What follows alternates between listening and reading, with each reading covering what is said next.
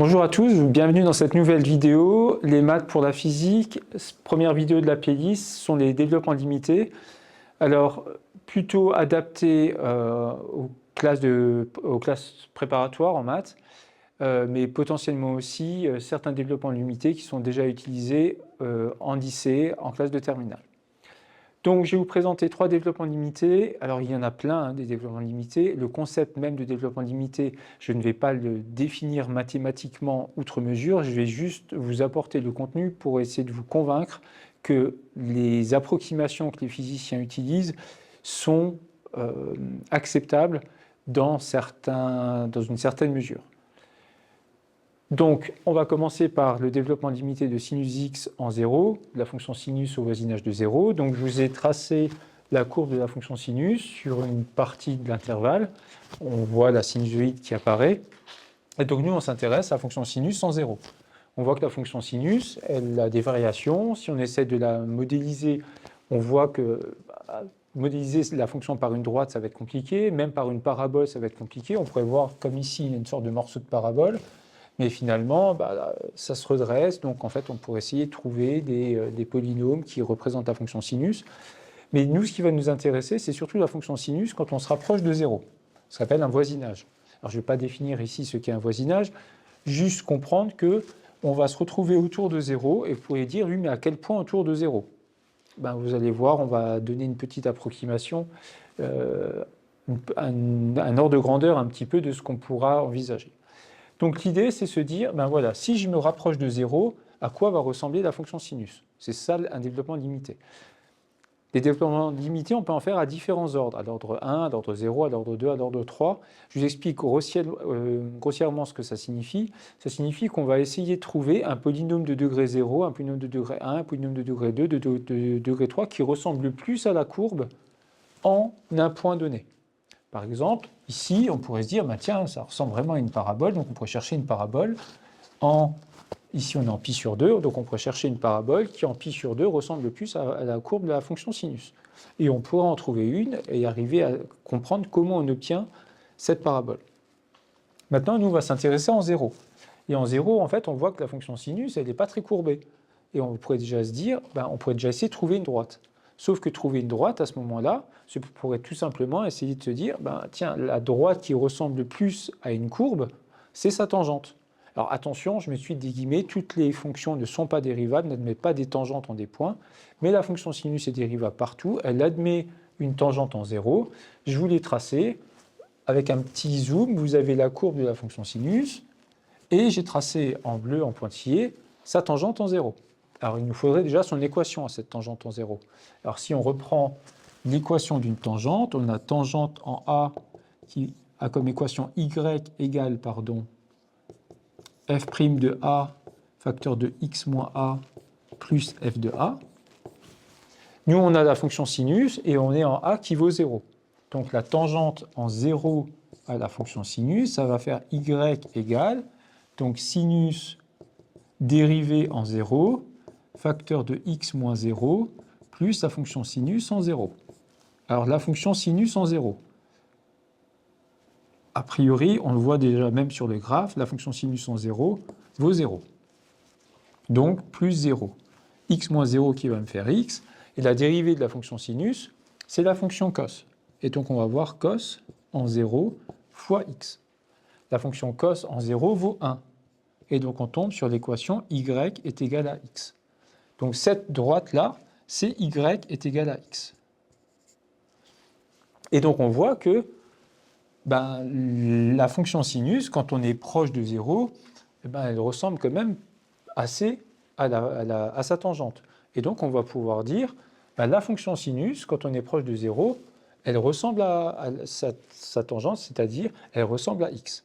C'est pour ça qu'on va pouvoir se dire, sinus x, quand x est proche de 0, donc quand x est proche de 0,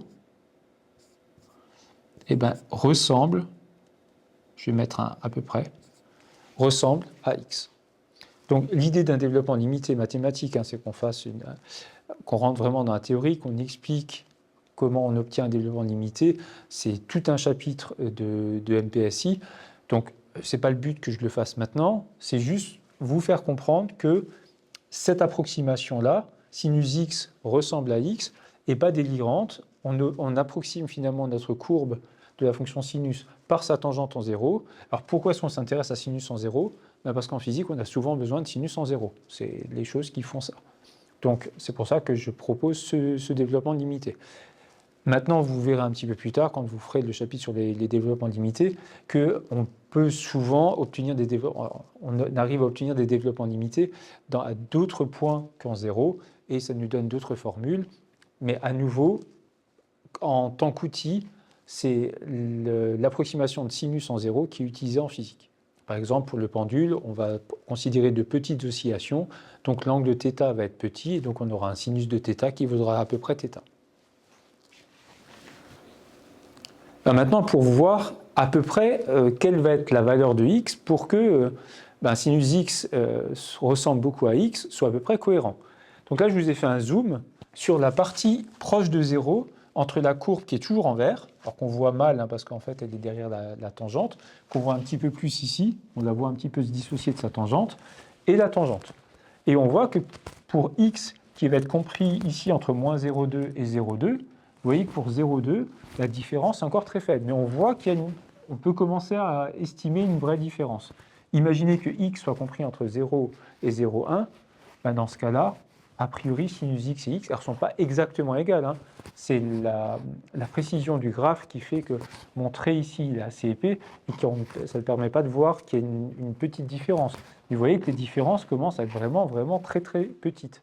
Donc, pour des valeurs de x qui vont être, alors on est en radian, plus petites que 0,1 ou que 0,2, sinus x est égal à x, c'est une approximation qui est complètement acceptable. Ça reste une approximation, ce n'est pas une égalité. Alors pour le développement limité de tangente, à nouveau en 0, c'est exactement le même principe. Je vous ai représenté la courbe de la fonction tangente en 0. La fonction tangente en 0, on voit qu'elle n'est pas très courbée, elle est plutôt droite, donc on va pouvoir assez facilement, fortement en tout cas, l'assimiler, l'approximer par sa tangente en 0. Sa tangente en 0, c'est cette droite qui est toujours y égale x, c'est la même que pour sinus. Et donc on va pouvoir dire que tangente x, quand x est proche de 0, va très fortement ressembler à x. Donc c'est vraiment le même principe. On trouve l'équation de la tangente. Alors là, j'ai fait un changement dans le repère qui fait que le repère n'est pas orthonormé. Donc on a l'impression que la droite elle est un peu moins pentue qu'avant, mais c'est exactement la même. Et du coup, tangente x à peu près égale à x, et le développement limité de la fonction tangente en x égale 0 à l'ordre 1. Maintenant, on aurait pu se dire, elle est quand même un petit peu courbée, ma fonction tangente. Donc je pourrais peut-être trouver un polynôme de degré 2, degré 3, degré 4, de degré 10 000 qui ressemble un peu plus à ma fonction tangente. Et dans ce cas-là, ce sera un développement limité à un autre ordre, beaucoup plus précis, avec des formules un peu plus compliquées à ce moment-là, surtout pour la fonction tangente. Et ça permet d'avoir des approximations meilleures. Mais souvent en physique, on arrive déjà, en tout cas au niveau lycée et en début de prépa, à obtenir les équations qu'on souhaite et les simplifications qu'on souhaite en prenant le développement limité juste à l'ordre 1. Ça suffit largement. Alors maintenant, on va voir un dernier développement limité, le développement limité de racine de 1 plus x en 0, qui est aussi utilisé en physique. Et donc, je vous ai tracé la courbe de la fonction qui a x associée racine de 1 plus x, non dérivable en 0, mais qui admet une tangente verticale, en moins 1, pardon. Quand x égale 0, la courbe, elle est un petit peu courbée. On pourrait se dire, du coup, ça va être un peu moins pratique de l'approximer par sa tangente, mais n'empêche que vous allez voir que maintenant qu'on trace la tangente, qu'on fait un léger zoom, là autour, on peut quand même se dire, la tangente et la courbe se ressemblent beaucoup. Je vais vous faire un zoom, je peux vous montrer tout de suite d'ailleurs. Là, on fait un zoom cette fois-ci en prenant par exemple un pas de 0,05. Vous voyez qu'avant, en 0,1, on se ressemblait encore beaucoup. Maintenant, en 0,1, on se ressemble un petit peu moins. Mais sur 0 et jusqu'à 0,05, la ressemblance est quand même énorme. Donc, on va pouvoir, alors tout dépend, si maintenant vous vous fixez une marge d'erreur, l'intervalle acceptable va changer en fonction des fonctions que vous allez avoir. Si la fonction elle est très très très courbée, il faudra avoir vraiment des valeurs très petites de x, très proches de 0, pour que la courbe et la tangente se ressemblent. Si maintenant la courbe et la tangente ne se ressemblent pas assez à votre goût, il faudra apprendre des développements limités d'ordre un peu plus élevé, et on n'essaiera pas d'approximer avec la tangente, mais avec une parabole, avec une expression un peu plus compliquée pour avoir une meilleure approximation. Donc pour revenir à notre courbe, nous ce qu'on aimerait c'est la tangente en 0, donc tout comme avant, l'équation de la tangente en 0 c'est y égale f' de 0 facteur de x moins 0 plus f de 0. Nous, notre fonction f qui a x associe racine de 1 plus x. Donc, on va avoir f' en 0, il me faut f'. Donc, f' de x, je vais l'écrire ici. F' de x, c'est de la forme racine de u. Alors, il faut connaître la dérivée de racine de u. Dérivée de racine de u, ça va faire u' sur 2 racines de u. Ce qui va me faire u', c'est 1 plus x. Donc, la dérivée de 1 plus x, c'est 1. Donc, ça va me faire 1 sur 2 racines de 1 plus x. Qui, évalué en 0, va me faire 1 demi. Donc, ici, j'ai 1 demi de x moins 0, je vais enlever le 0 tout à l'heure, plus f de 0, f en 0, ça fait racine de 1 qui fait 1. Et donc, on a 1 plus 1 demi de x, ou 1 demi de x plus 1, à vous de voir. Et donc, voici le développement limité de la fonction qui a x associé racine de 1 plus x. Et donc, elle vaut 1 plus 1 demi de x. En fait, la pente de cette droite est de 1 demi. Si vous avancez de 1, vous allez voir que vous aurez augmenté de 1 demi. Cette distance-là, c'est bien 0,5. Quand vous êtes parti de là et vous avez avancé de 1 jusqu'ici. Entre ça et ça, c'est bien 0,5. Donc on va pouvoir approximer et dire racine de 1 plus x, bilan, racine de 1 plus x, quand x est proche de 0, ça vaut à peu près 1 plus 1 demi de x. Alors généralement, on écrit les développements limités dans cet ordre, ce qui n'est pas l'ordre habituel, parce que vu qu'on est face à des fonctions affines, généralement on met d'abord 1 demi de x plus 1, mais comme derrière, parfois on pousse à l'ordre 2, à l'ordre 3, à l'ordre 4, on va avoir des termes qui vont apparaître successivement, et du coup on les écrit plutôt dans cet ordre-là, plutôt que vers la gauche. Comme ça, si à un moment donné, on n'a pas poussé l'ordre assez loin, on peut toujours rajouter des éléments et on n'est pas coincé et avoir des éléments qui ne seraient plus dans le bon ordre. Donc, c'est une habitude que l'on prend, vous verrez ça quand vous ferez tout le chapitre sur les développements limités, cette fois-ci en classe d'MPSI. Pour faire le bilan de cette vidéo, on a vu 3 développements limités quand x se rapproche de 0 dans les 3 cas.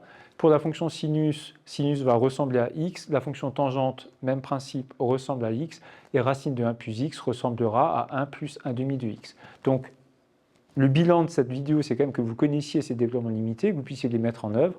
L'idée de la vidéo, c'était de vous l'expliquer, de vous faire comprendre comment on l'obtenait. Si on fait des développements limités à l'ordre 1, vous verrez ça un petit peu plus tard. Donc, n'oubliez pas de bien les mémoriser, de les mettre en œuvre. J'espère que ça vous aura convaincu. Je vous dis à très bientôt.